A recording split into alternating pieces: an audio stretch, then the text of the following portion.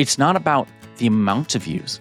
Yeah. It's about the right views. Another mentor of mine always talks about, it's not about who you know, it's about who knows you. And the only way that works is through leveraging media and leveraging content.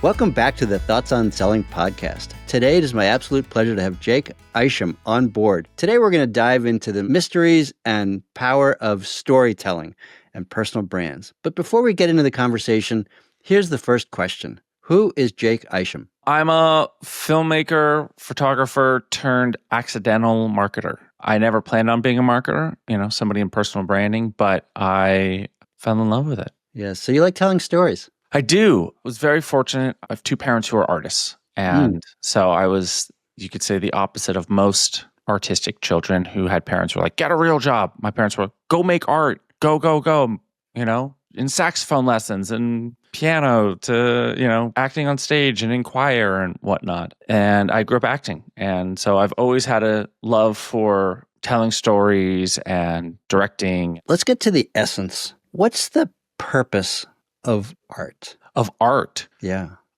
To me, it's to create an effect, whatever the effect may be. It could be, to lift you up, to make you sad, to scare you, to impinge and create a message, to just entertain. Good art has a communication behind it. And the better art has a stronger communication behind it. The art that's not as good, you walk away and going, all right, that's not as strong art.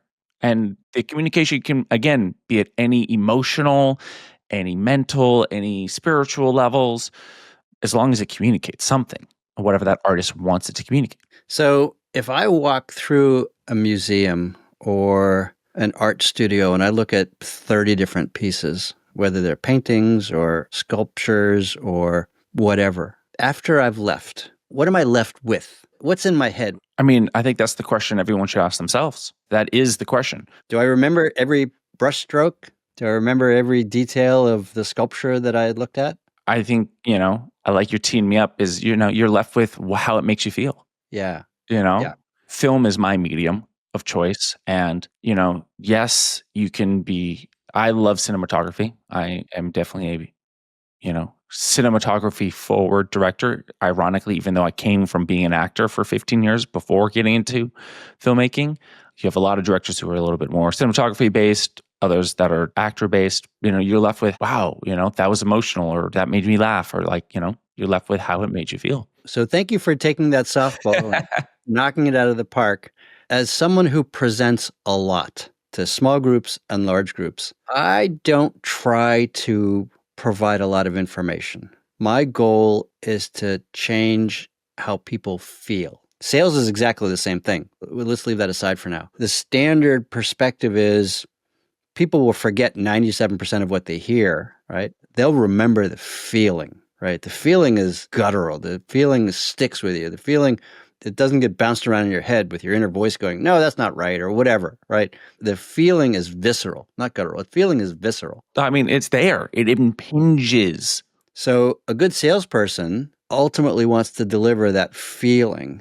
I was just on a coaching call with a client and she has a very important meeting coming up, and I asked her what her context is for this upcoming meeting. And she said, well, I want the customer to know that me and my 3-letter company can help them achieve their goals. It's like, no, sorry. My response was, let's get a little bit more visceral. And we got to, and this is a situation where she's going to ask a very large media company to spend multiple millions of dollars very quickly, which they can do, as you know. And we got to a context of make shit happen. And when she holds that context for that meeting, others in the meeting will feel that and will act accordingly. So let's get back to your story.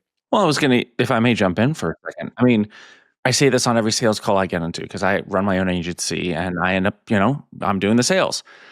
And I tell everybody, because I'm like, I'm not a good salesman. And I say it slightly as a disarming mechanism because I'm like, I'm an artist. At the end of the day, I just want to shoot videos. And I have to, get on calls with you guys and talk about it and eventually take money from you guys if I'm going to shoot your videos. But one of the things, as the sales cycle is, get them to feel the pain and, remember the pain. But then it's, what's the next thing typically after that is sell the dream. right? That's typically, you could say, from the standard sales formula. But especially in that, I bring up that step specifically because sales coaches like yourself might say the phrase of, paint the picture, what it would be like. And that's a strong element where storytelling comes in, even just in the microcosm and from a micro standpoint of sales. Okay, great. What does that look like for them? And your ability to communicate that story and paint that picture, even in a small part of the larger scene of, okay, great, we're going to take you on this journey of the sales cycle. Because I've been in a lot of sales cycles as an agency owner on both sides of it. And I know the ones that feel right are just ones that just naturally move from conversation point to conversation point along the script. And this is receiving them and giving them, sales calls. The ones that I walk away from, especially the ones that I've received, are the ones who are like, man, that just felt so scripted. This guy is just going like, here's the next thing I need to tell you about. Right. Great, we're going to go into the pain points now. We're going to go into sell the dream now. We're going to go into the pitch now. I'm like, dude, just tell me what the price is. I don't care. Just let's get into this. It's the opposite of improvisation.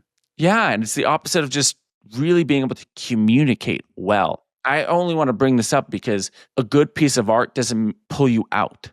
You're in it. And that's where I always bring this up, is because if you watch a good film, you go to a concert and you get lost in it, you eventually blink and you go, oh my God, that was 2.5 hours? Right. What? Right. Like a great sales call would be like, oh my God, I like this person. It doesn't feel swarmy. It doesn't feel weird. It feels natural. And I just wanted to bring that up as a perspective, being that, we're talking to other salesmen and saleswomen here on just like, there's that aspect of just, it's relaxed. And it's just that you're taking them on that journey. I work with a lot of proprietors of small businesses, business owners, people that either started their businesses like you have or run small businesses where they're typically professional services firms. And most proprietors have this mental mindset of what a salesperson is. And they don't want to be that person wearing a plaid suit, right? They say, I don't want to be a salesperson because I don't want to be that person. And my coaching to them always is, you don't have to be that person. You can choose to be yourself and share your passion for what you do. And that's the essence of selling. Yeah. Right. That's great selling. When you share the passion for what you do, as you just described of how you engage with people. And yeah, you said, I'm not a good salesperson, which is, I think, mostly disarming. We won't tell any secrets here. Let's leave that out there. We don't want to disabuse people of that because it works for you. I was on a call and with a referral agent of mine. And so we were kind of tagging with a client.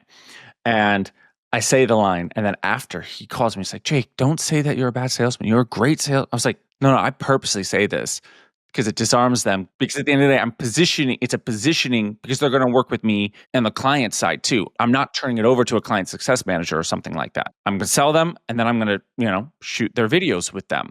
And so I'm edifying that side of me while doing it.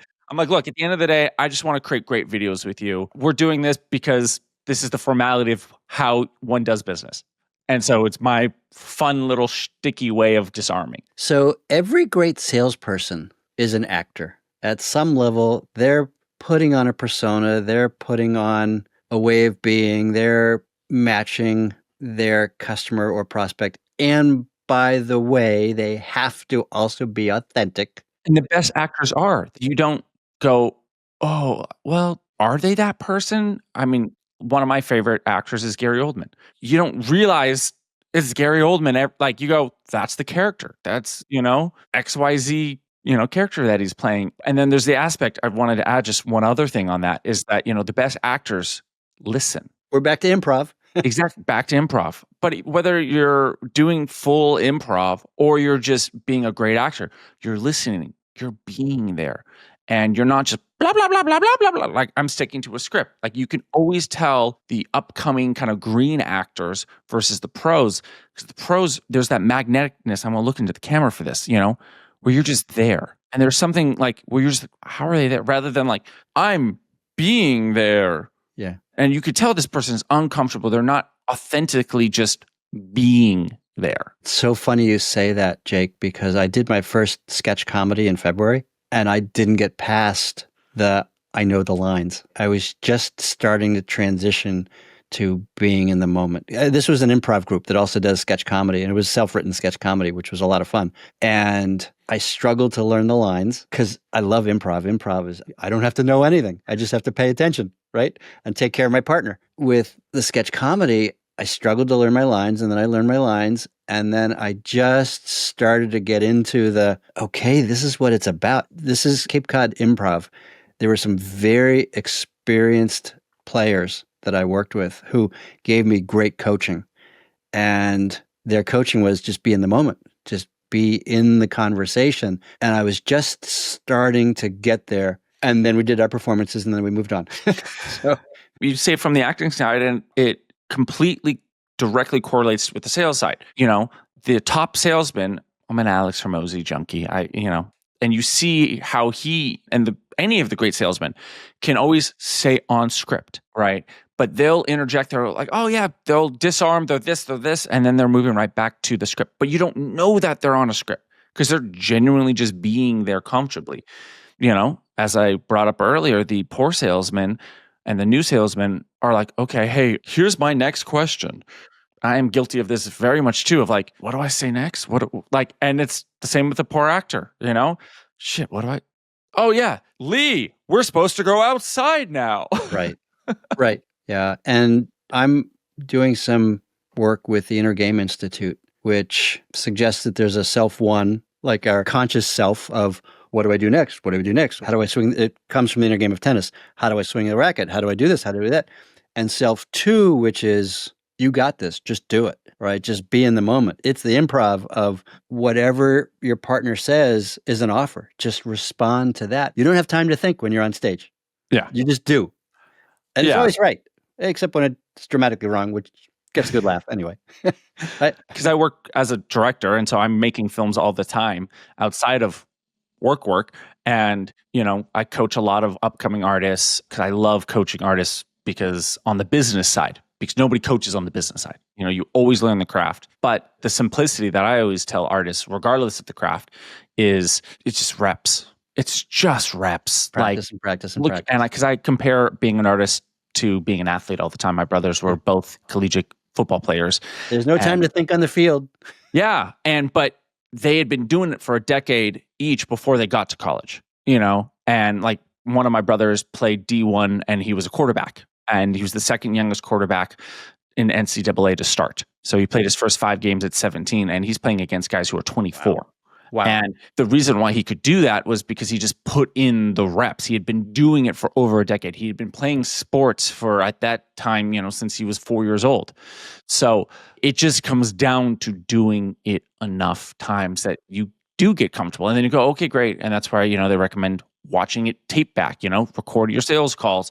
So you can go, okay, great. Let me just improve that 1% each sales call. You take 400 sales calls, you're going to get 400% better. Yeah. So one of my daily disciplines for my coaching clients is at the end of each day at 5:00, write down 3 things that worked well and 1 thing you would do differently. Literally at the minute level detail, like what worked, what didn't work. And that retrospection, 1% each day adds up to a shit ton. Yeah, that's beautiful.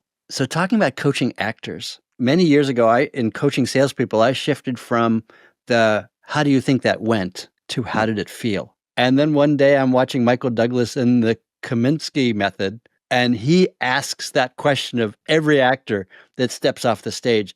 And I burst out loud laughing when it's like, Douglas, that's my line. Oh my God, that's awesome. Yeah. It's the intellectual piece that like we spend too much time thinking through stuff. And then there's what we know and what's authentic. I'm a big believer in just trust your knowingness. Yeah. So that comes with a certain level of, as opposed to making that a statement, does that come with a certain level of maturity and experience? Or is it just who people are or what? What do you think, Jake? I think it's something that we all innately have. 4-year-old kids know it. No problem. Exactly. And we beat it out of them. Not literally. And we teach it out of them. Whether teach it out of them or beat it out of them. But in some way it gets suppressed. Yeah. It's invalidated. It gets belittled slowly over time. So by the time you're an adult, you go, is that true? Is that not true? Well, I think and you're all in your head. And it's something that I've definitely worked on. It's something that I am very strong, because a lot of the time there's no outward validation of it. You have to trust that inner thought, that inner knowingness. I mean, to the point you say it out loud and it's coincidence. It's accidental. It's the universe. No, it's not. It is your knowingness, and it is true. I'm going to put a little asterisk with this. The one asterisk is that inner voice that goes, well, maybe, does she hate me? Is he actually mad at me? That's not always true. But hey, that went really well. Well, did it? I don't. It's that first knowingness. Yeah. Not all that other dialogue that goes on. Yeah. And the more somebody can pay attention to it and validate that first knowingness, it gets stronger and stronger and stronger and stronger. Because to the point now where my wife and I will be have the same thought at the same time. And we've had it enough now that we'll say it out loud and we're like, but we just know that. And now the one thing is we can't just acknowledge it in that spiritual, unspoken space. If we only knew that each other were thinking the same thought. You say tacos and she says tacos at the same time. Exactly. And it's that hey, what do we want for dinner? I was thinking tacos. I was thinking, if we can only fully have that full conversation spiritually or whatever you want to call it, that would be amazing. Minus just the first half. Right. So this conversation reminds me of what people drag around a lot. And that is, what are they thinking about me? What are they thinking about me? What is she thinking about me? You're at a networking event. What is she thinking about me? What is she thinking about me? What are they thinking about me? How do I look? What are they saying about my outfit? Did I wear the right shoes? And 20 years ago at a Landmark Forum event, we did an exercise where everybody in the room, and there were 150 of us, everybody in the room wandered around bumping into each other saying, what are you thinking about me? What are you thinking about me? And 5 minutes in, people started to burst out laughing because it became so painfully obvious that nobody was thinking about anybody else. They were just thinking about themselves. It's she's not thinking about me. She's thinking about what I'm thinking about her. And so that's level setting of drop all that. Again, it's just an inner critic yapping away. And you can say very politely, fuck off. Exactly. But also, it's so funny that most of this conversation's been about actors, right? Actors, salespeople, same thing. Yeah. But it's very funny because literally that's acting 101. It's not about you. Put your attention on your scene partner. Whether it's improv or actual written scenes, is put your attention on your scene partner. Listen. Oh my God, that just brought back a memory, Jake. I was at a company and my manager left and I took over a huge presentation in front of the founder of the organization, Pat McGovern. This is IDG, the founder of the organization, and all of his direct reports and all of their direct reports and all of their key customers. There were 400 people in the room. And I hadn't presented in a while. And the more I practiced, the more my manager got uptight. The more she got uptight, the more uptight I got. And the last time we practiced, I swear to God, she left the room crying. Sorry, Claire. She was just so worried about how it was going to go because it looked like it was going to go terribly. And on my way into Boston to deliver that shitty presentation, I had a conversation with someone who had been a coaching client. He said, it's not about you. I remember exactly the place on the Mass Turnpike where he said it in my ear, on my cell phone.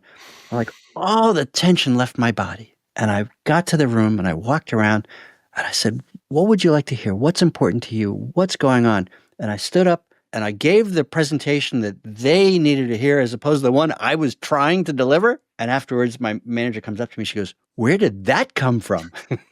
Curiously relieved.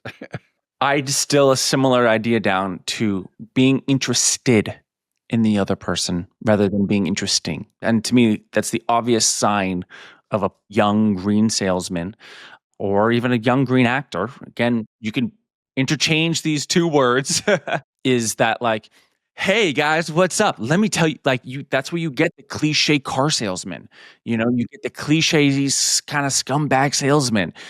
It's because they're being interesting. They're trying to get attention and okay, let me tell you about this, rather than hey man, why are you here today? Okay, great. You want a big car, small car? You want a this? You want a that?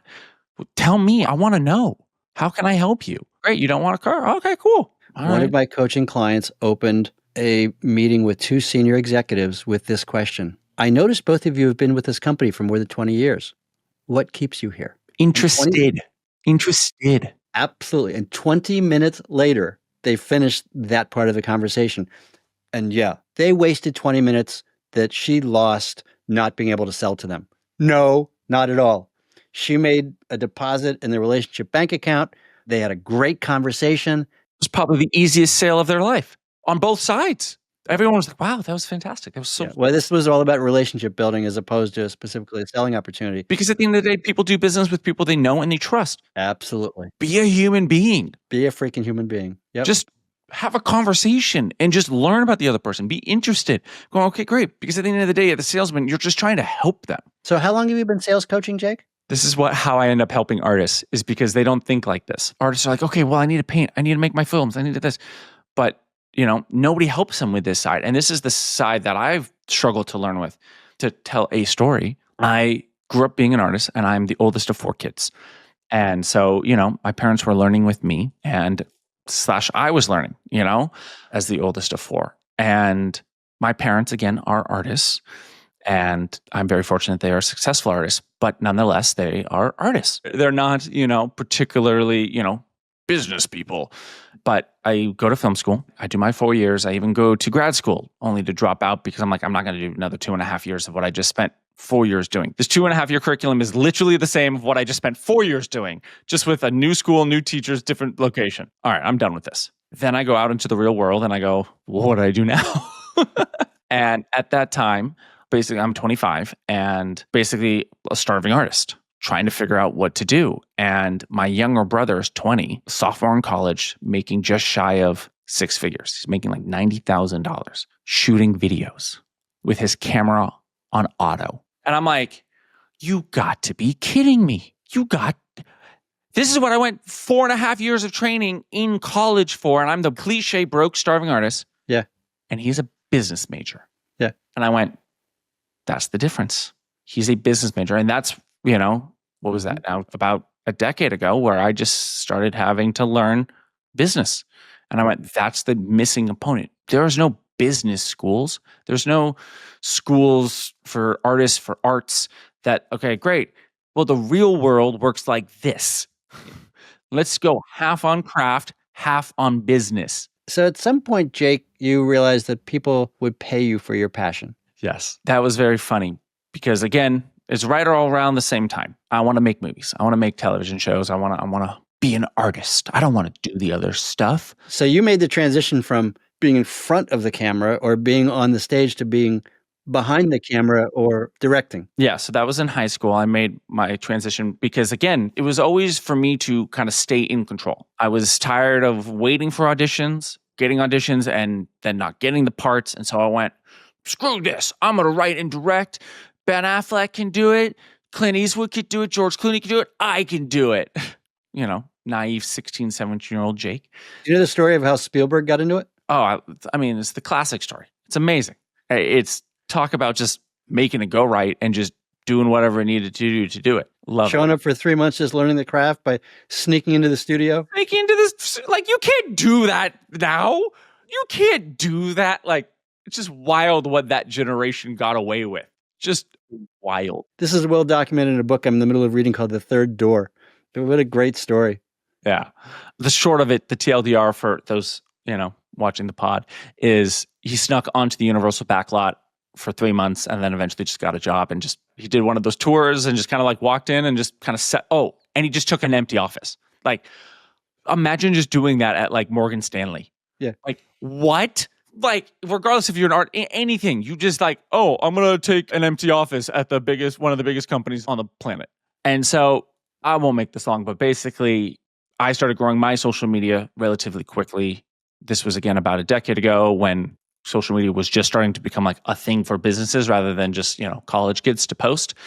And people were like, you're a social media guy. I was like, no, I'm a filmmaker. It was a label I fought. And as I said, I became an accidental marketer because people were like, hey, I'll pay you to shoot my content for social media. I was like, oh, sure. Okay. So I basically the best advice I got from my mentor was basically distilled down to get paid to practice. Just keep a camera in your hand and get paid to practice my craft. It might not be the exact thing you want to do. So I've shot social media, I've shot product photography, I've shot corporate events. Like you kind of name it, I did it, which led me to here. And where's here? Here is I run a creative agency in which we basically work with entrepreneurs to help build their personal brand through content. I'm a big believer in personal branding. I mean, you just look at the power of it across everything, across anything.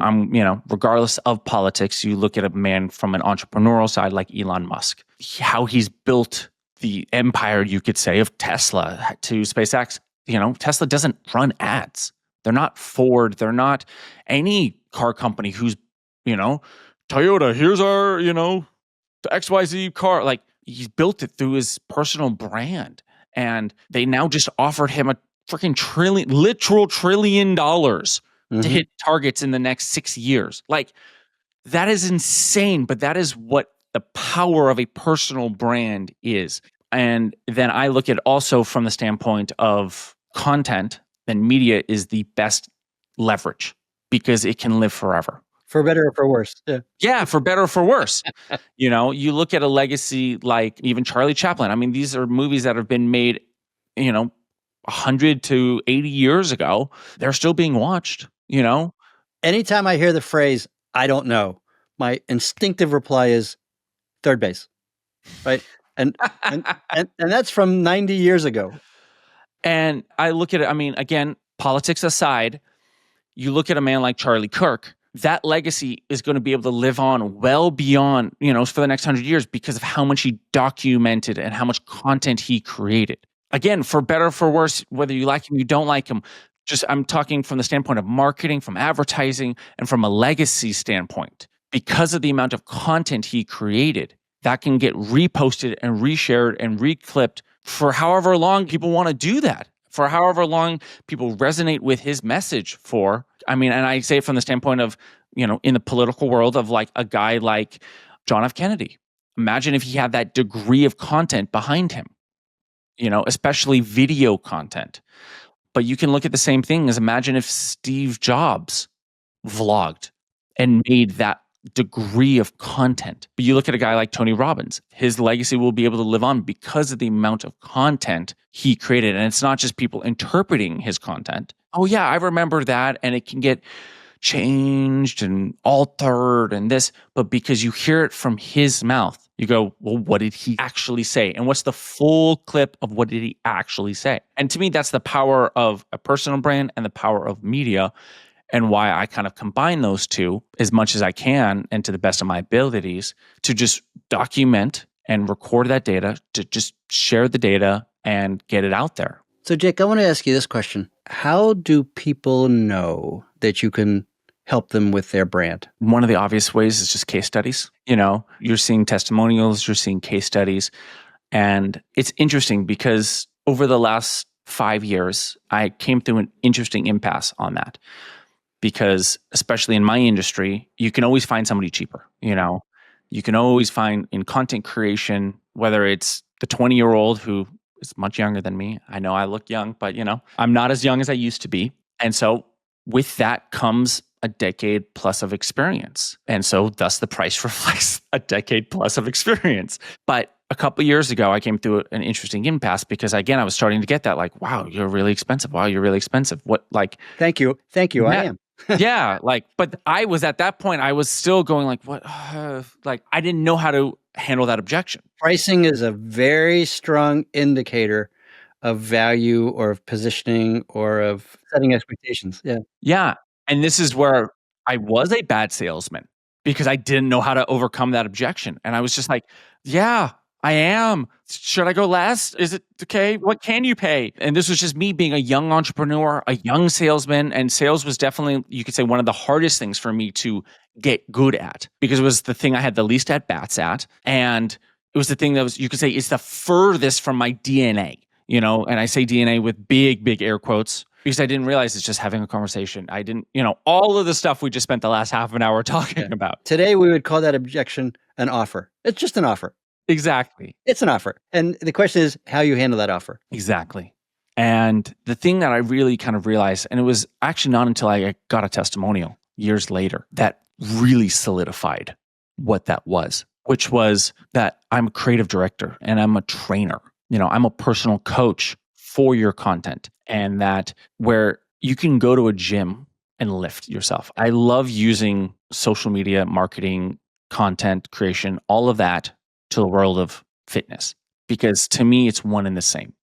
You can go to the gym one day, you can eat a salad and not eat dessert one day. Okay, you're not going to hit any of your goals. The same way you can do one video, 3 posts, one post. You can hold up your phone and record yourself, knock yourself out. But even like that's not going to help build your brand. That's not going to help drive sales and drive leads, much less, okay, because there's that side. But then there's also, what do you say? How do you say it? I mean, half the time, the note I give clients, which is just say that first line in 3 seconds, not 5 seconds. And it changes how their content performs. The same way a trainer might be like, okay, hey, chest up.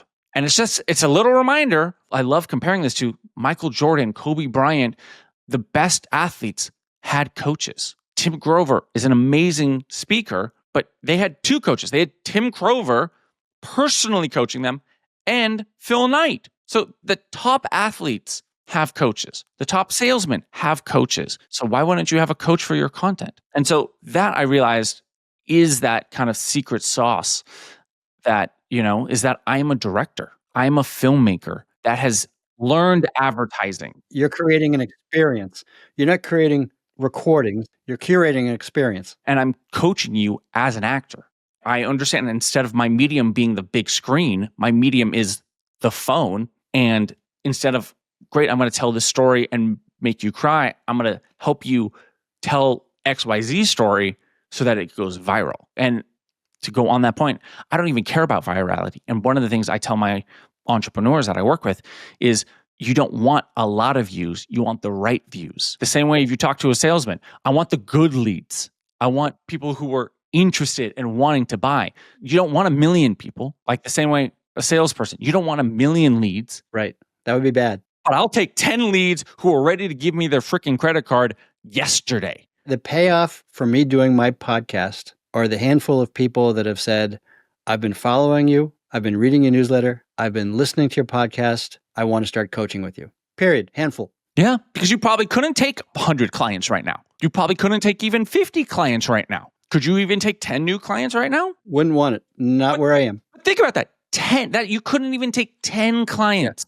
Yeah. Alex Hormozy talks about the story about this woman he met who has an Instagram of maybe a couple hundred people. Her views would maybe get like 1,000 views, but she had $1 million business because of it, all from her Instagram.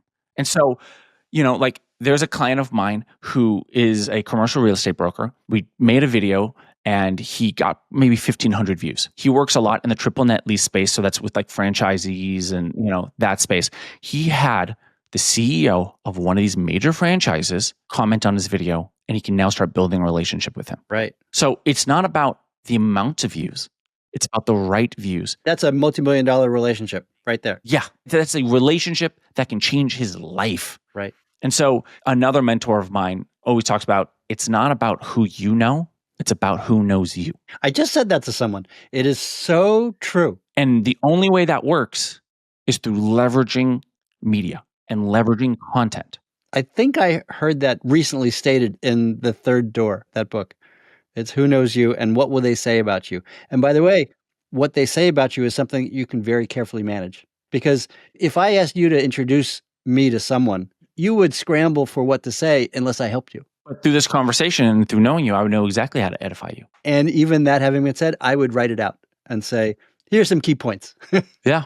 Leave nothing to chance. Exactly. Funny story with regard to expertise. And we were talking about going to the lowest level of pricing and all that. And sometimes you have to pay for expertise. And so there's a story that's floated around for many, many years of this manufacturing company that came to a halt. They had a problem with liquid supply of some sort. And they hired a well-regarded plumber to come in and figure out what was going on. And he wandered around the plant for like an hour and he was tapping here and tapping there and checking valves and this and that. And they said, okay, I know what I need to do. And they go, please tell us what to do. He goes, hold on. And he takes a 16-ounce hammer out of his bag and he goes up to one pipe and he feels around a little bit and he taps once on it. Plant goes back online, full steam. He puts his hammer away, writes out an invoice for $142,000, submits it. Plant owners go, what are you talking about? You tap once on the pipe. It's like, okay, one, from a value standpoint, now your plant's running. And two, I knew where to tap. You could have tapped all day. I knew where to tap. That's value versus being the commodity. Yeah. And that comes with it just experience, you know? And that was the value that, you know, similar to I started to realize. It was like, oh, because there was a guy I saw on who coaches a lot of artists and entrepreneurs. And this was like in the sales cycle. And he was coaching the sales cycle for artists and graphic designers. And he's like, okay, great. What's your, you know, price? Because I hate pricing per hour because I go really fast. And I literally just actually had a sales call just the other day about this. And I was like, yeah, my hourly is this. And they're like, okay. It's like, yeah. Well, yeah, because I can do it in about half the time even a good editor can do it. And you're not paying for my hourly. You're paying for the decade. For your expertise. Well, in editing for the 15 years I've been doing this. So sure, it's going to be twice as expensive as everyone else, but it'll also be 3 times faster. It'll also be 5 times better. You're not going to have any notes. You're not going to have any considerations. You're going to go, this is exactly what I wanted. The same way with that plant manager. Okay, great. It's $142,000. That plant is probably making $500,000 a day, you know, or making $150,000 a day. So great. How many days has the plant been offline? That's how much you're losing. Okay, great. You're not losing any more money. Absolutely fascinating. Jake, this has been a great conversation. So great. Couple of key takeaways. One, this is probably the most important. Be authentic. Be a human being. Be a fucking human being. Just like, if you can't do the script, just talk to the person. Well, first throw away the script. Yeah. Like, Yeah. I think the script is a good outline so you know where to go. Yeah. But like, be interested. Sorry for jumping in, you know. No, But- not at all. And that's number 2. Be interested rather than interesting. Yeah. And what's number 3? I mean, it's all in the same space. It's listen, you know, and, you know, this is something we didn't touch on, but I think it kind of touches on the last part, which is building a personal brand. A great salesman can build their own pipeline. You're selling something, hopefully, that you love and that you fully believe in. If you fully believe in your product, it's easy to sell because you fully believe in it. I don't know, Jake. I always said I could never sell shoes. Do you fully believe in it?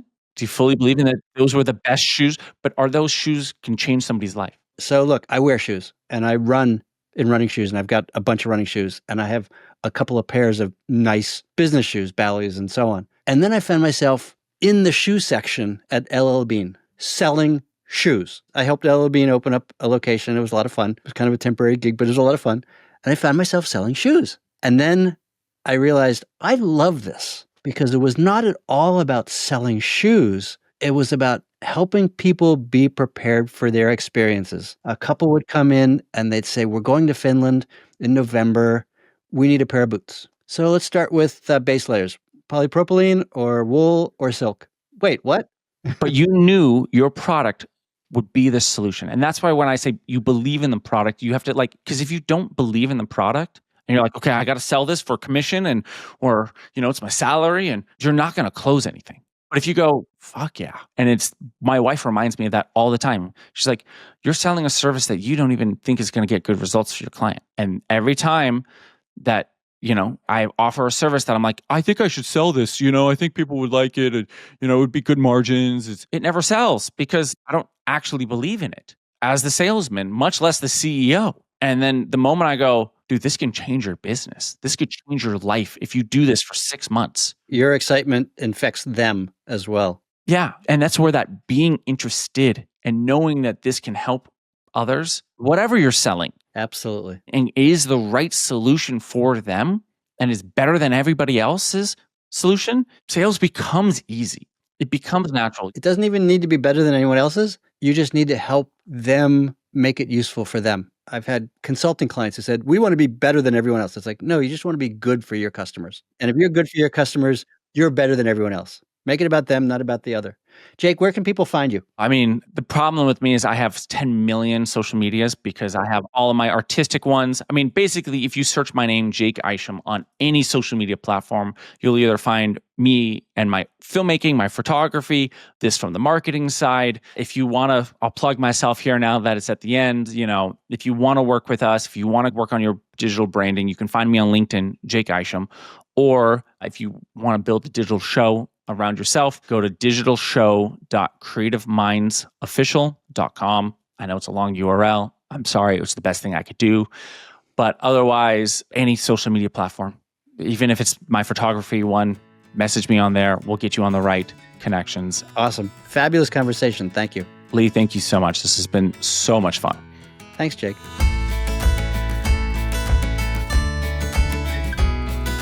Another deep dive into the topic of sales excellence and the performance mindset. If you found this conversation interesting, I would appreciate it if you would share the podcast with a coworker or two. And to explore this topic in more depth, send me a note via the contact form on podcast.thoughtsonselling.com or find some time for us to talk at meet.acellergroup.com. Thanks.